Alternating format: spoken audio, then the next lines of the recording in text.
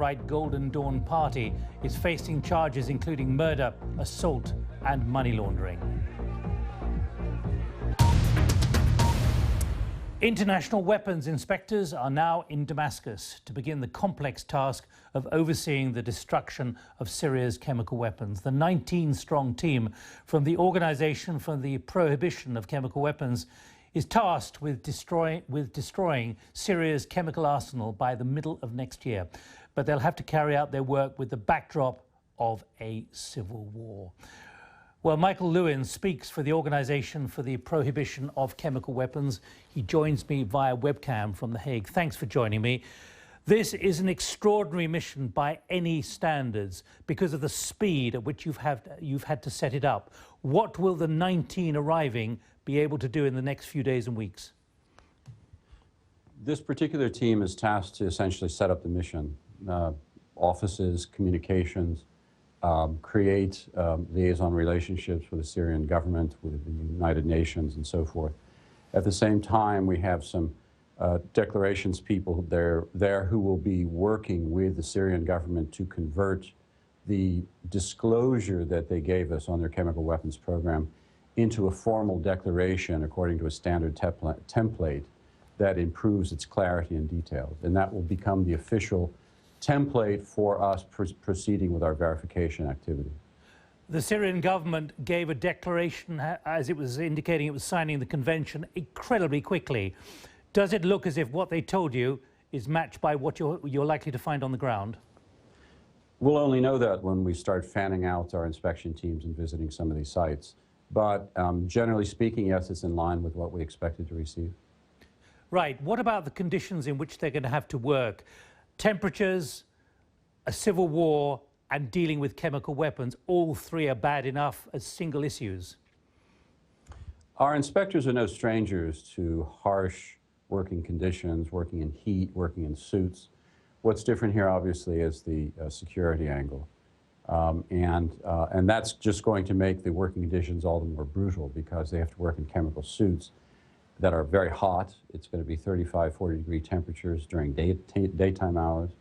And then on top of that, they're going to have to wear flak jackets and helmets to protect themselves from IEDs or bullets, what have you. So heat exhaustion, we know, is going to be an ever-present threat, and that's going to be uppermost in the minds of our medical people who are accompanying our inspection teams. What about the guarantees? I think there are about 24 sites you're expecting to have to go to and then maybe bring all the materials together. But some of those areas will actually be where there's a civil war going on. What kind of guarantees of safety will you have?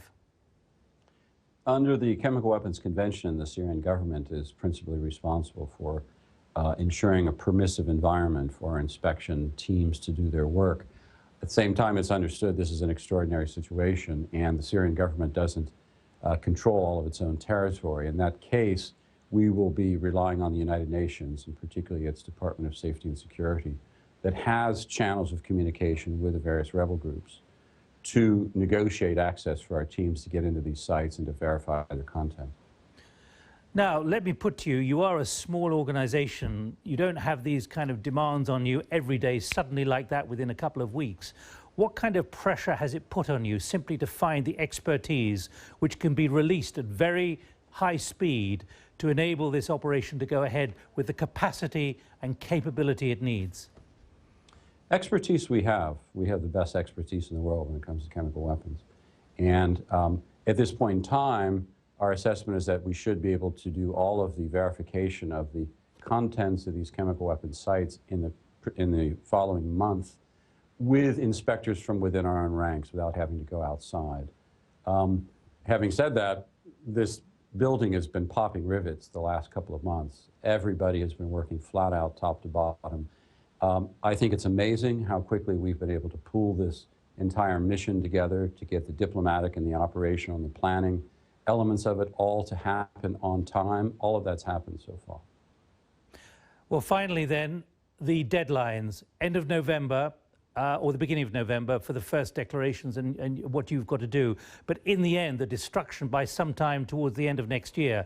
When you look at what you've done in the past, is that really achievable? We think it's achievable. We think that the United States and the Russian Federation, when they agreed to this framework agreement in Geneva, those two countries know the capacities of this organization better than any countries in the world. And so the deadlines that they set down were set down with knowledge of what our capacities are. And in this case of Syria, it's going to be very complicated.